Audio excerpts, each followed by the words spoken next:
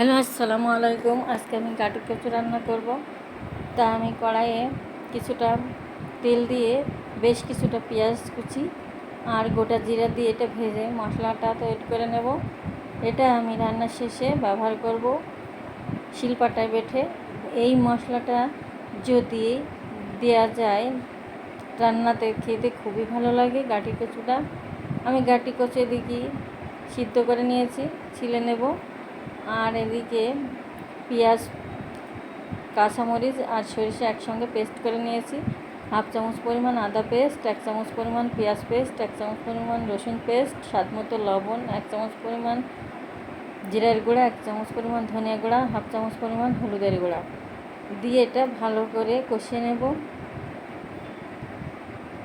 যেন মশলাটা একটু তেল ওঠা পর্যন্ত কষাতে হবে, খুব ভালো করে, কাঁচা গন্ধ যেন না থাকে।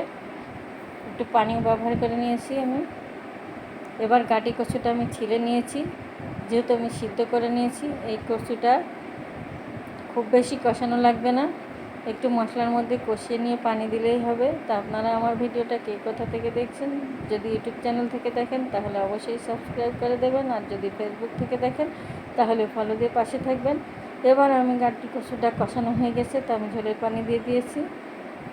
এটা খেতে যে কত ভালো লাগে, নিরামিষ গাটি কচুটা খুবই ভালো লাগে, মাছ মাংস কিছুই লাগে না খেতে।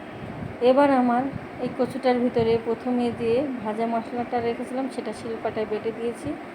এটা খেয়ে দিলে এই কচুটা রান্না খুবই সুস্বাদু লাগে, খুবই ভালো লাগে। আর কোনো মাছ মাংস দেওয়া লাগে না। তা কার কার ভালো লাগলো অবশ্যই কমেন্টসে জানাবেন। আল্লাহ হাফেজ।